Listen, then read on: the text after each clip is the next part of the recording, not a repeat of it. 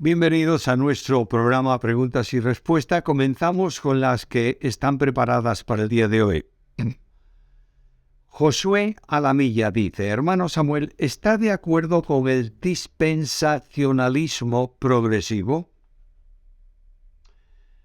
Yo no estoy de acuerdo con cosas o con programas o con posiciones teológicas, solo con la Biblia. No cabe duda que la Biblia es una revelación progresiva. No cabe duda que el reino de los cielos es también una manifestación progresiva. Creo en el sistema dispensacional, pero no en el dispensacionalismo como posición sobre una hermenéutica, que es la hermenéutica dispensacional. Por tanto, estoy de acuerdo con que hay una progresión general, pero no estoy de acuerdo con sistemas teológicos, sean progresivos o no, si no están conforme a la Biblia. Manuel Sandoval: Pastor Samuel, tengo dos preguntas con respecto a Segundo de Reyes 2. ¿Qué quiere decir la palabra al comentar que Eliseo pidió una doble porción del espíritu de Elías? ¿Qué significa cuando el texto bíblico dice el espíritu de Elías reposó sobre Eliseo? Hoy en día veo muchos declarando una doble unción y que eso les ayuda o hace más espirituales. Supongo que sacando esto del texto fuera de contexto, y dicen tales cosas. Eliseo pidió a Elías una doble porción de su espíritu, es decir, una doble porción del poder espiritual que actuaba en él. Pero pide una doble porción probablemente en relación con los otros profetas, es decir, que la capacidad espiritual suya fuese mayor que la de los otros profetas. Esto fue un asunto limitado absolutamente a Eliseo y a Elías, en el tiempo histórico en que ocurrió. Pedir una doble porción del Espíritu, o como algunos dicen, una doble unción, es uno de los muchos absurdos de un determinado sector llamado evangélico.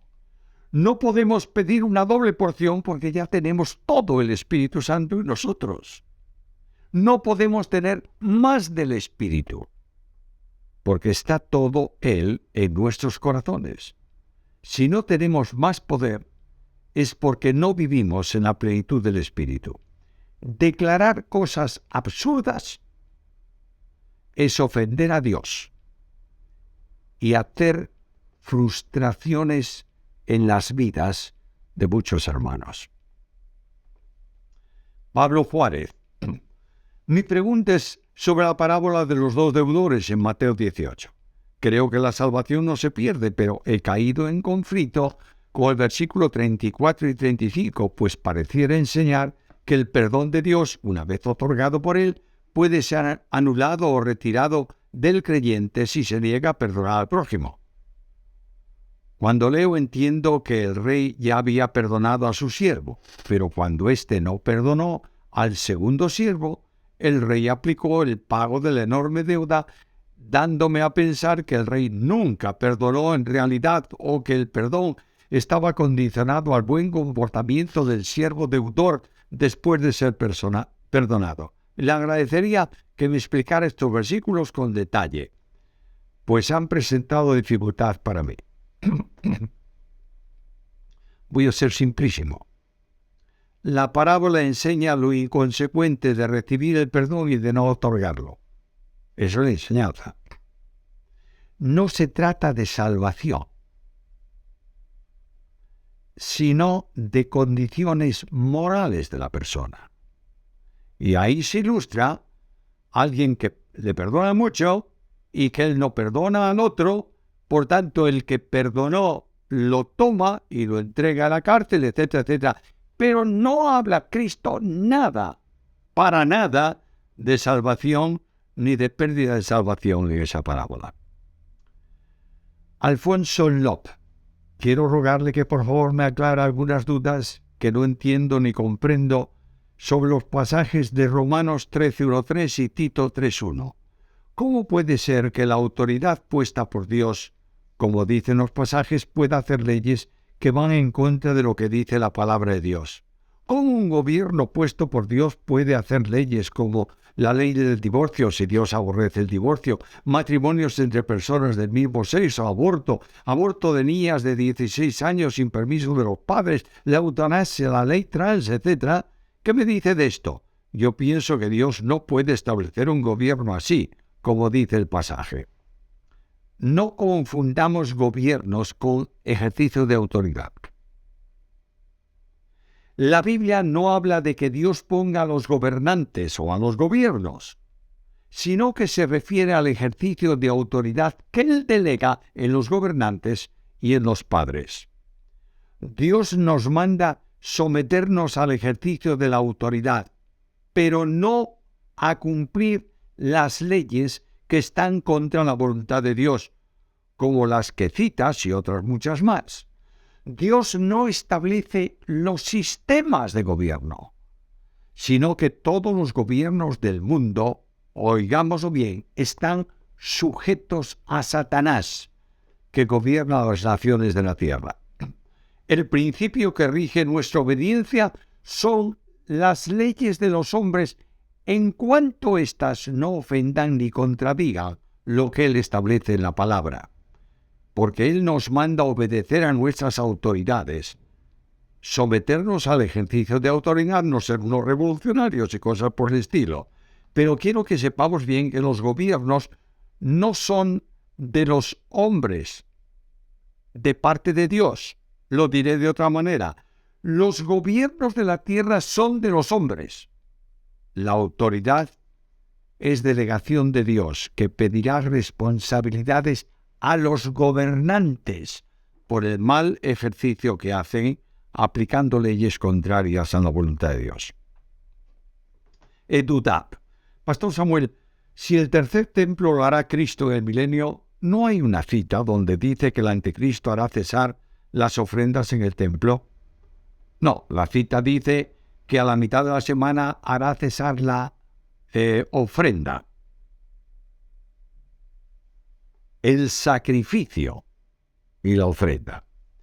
La cita tiene que ver con hacer cesar una función religiosa, sacrificio y ofrenda, pero eso no supone que se construya un templo, sino que bien puede ser un lugar dedicado al culto a Dios. J. Javier, pastor, ¿qué nos aconseja para evitar el activismo? Pues mira lo que hacía Jesús cuando las tareas eran agobiantes. Se iba a un lugar desierto y tranquilo para descansar. La actividad es correcta, el activismo es pecado. Ora para que Dios te conduzca en tranquilidad, para que hagas su obra sosegadamente. J. Javier, Dios nos llama siempre a ser misericordiosos con nuestro prójimo, pero a la vez, la misericordia es también un don, es decir, en algunos creyentes esto, por decirlo así, se perfecciona. No podemos dejar de ser misericordiosos porque el amor de Dios, que se expresa en gracia y en misericordia, se ha derramado en nuestros corazones por el Espíritu Santo. Romanos 5:5. Por tanto, el creyente tiene que ser siempre misericordioso. El don de la misericordia tiene lugar en campos de servicio, porque es un don para el ministerio de la Iglesia, y puede aplicarse a tareas tales como socorrer a los necesitados y enfermos, consolar a las viudas y huérfanos, etc. Santiago capítulo 1, versículo 2. El amor es de todos. El don pone carga de eso, de la misericordia, por ejemplo, sobre algunos más que sobre otros, para edificación y cuidado de la obra. Samilla. Cuando leemos en el Antiguo Testamento el ángel de Jehová, ¿es correcto interpretar y creer que es la segunda persona divina, es decir, Cristo mismo? Lo pregunto porque en los pasajes que he leído, el ángel de Jehová no habla como un emisario, sino con autoridad propia. sin duda ninguna, el ángel de Jehová es una teofanía de Jesucristo. Samilla. Cuando los teólogos dicen que algunos textos fueron añadidos porque no estaban en el manuscrito antiguo, es decir, no está, ¿a qué se refiere? ¿Por cuál autoridad fueron algunos textos añadidos? Mira, que un texto o una palabra no esté en alguno de los manuscritos llamados antiguos no quiere decir que no estuviese en el original. Siempre que se hace una copia de algo, es posible que haya algún error, omisión o añadido, tomado de otro lugar, pero no supone que eso no sea confiable. Los textos añadidos a manuscritos griegos no son muchos, y algunos vienen de haber traducido añadidos de la Vulgata latina al griego. Pero quiero, por favor, que todos tengamos muy claro que las variantes o variables de lectura en el Nuevo Testamento no afectan nunca a doctrina. Primero. Y segundo, no llegan a un 8% en comparación entre manuscritos. Jairo Andrés Orjuela Albarracín. ¿Por qué los adventistas son una doctrina de error si predican la salvación en Cristo y por gracia? Esta pregunta la hago teniendo en cuenta que algunos cristianos evangélicos se van a estas sectas o se vuelven católicos romanos. Voy a contestarte primero con otra pregunta. ¿Por qué motivo Pablo prohibió a la pitonisa, a la chica adivina, poseída por un demonio, que proclamase que ellos anunciaban un camino de salvación? Porque estaba diciendo una media verdad, pero utilizaba el resto para engañar. Los adventistas hablan de salvación por Cristo, pero exigen guardar la ley. Y Pablo afirma que el que quiere guardar la ley ha caído de la gracia. Ellos no creen en el infierno ni en el castigo eterno, y están contradiciendo la verdad enseñada por Cristo mismo. Afirmar que la segunda venida de Cristo se ha cumplido en el sentido de que Cristo entró en el santuario celestial y da una fecha es una fábula que no está en la Biblia. Y otras muchas cosas por el estilo que ponen de manifiesto que ellos mezclan la verdad con el error y por tanto son una secta que en medio de verdades expanden mentiras. Jairo Andrés Orjuela. ¿Cuáles son los pasos necesarios para una correcta interpretación de la Escritura? ¿Pueden recomendarnos algunos textos para exégesis y hermenéutica? Sería muy útil que planeen en el canal un curso sobre este fundamental aspecto de la preparación ministerial. Mira, los pasos para interpretar un texto son leer, meditar, estudiar, contrastar. El camino tiene que ir precedido de oración. Un texto excelente para la hermenéutica, lo recomiendo con todo afecto, es el libro que se titula Con Precisión, escrito por Jaime Fasol, que fue director fundador del Instituto Bíblico y Seminario Teológico de España. Antonio Fernández Heredia. Pastor Samuel, mi pregunta es referente a Marcos 8, 22, 26. ¿Por qué Jesús hizo el milagro en 2 veces? ¿Por qué no lo sanó al primer toque? ¿Y por qué con saliva y fuera de la aldea y lo envió a su casa? Muy fácil. Porque es soberano y actúa como quiere.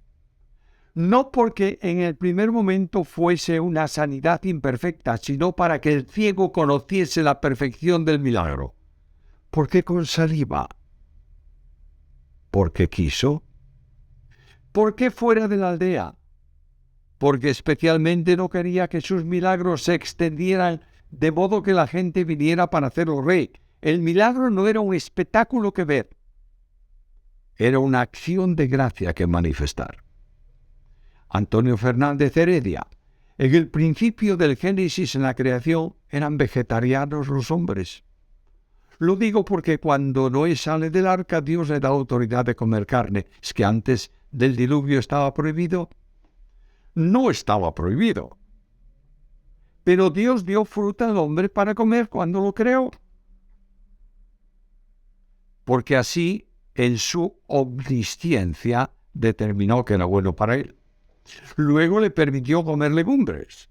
Más adelante, carne.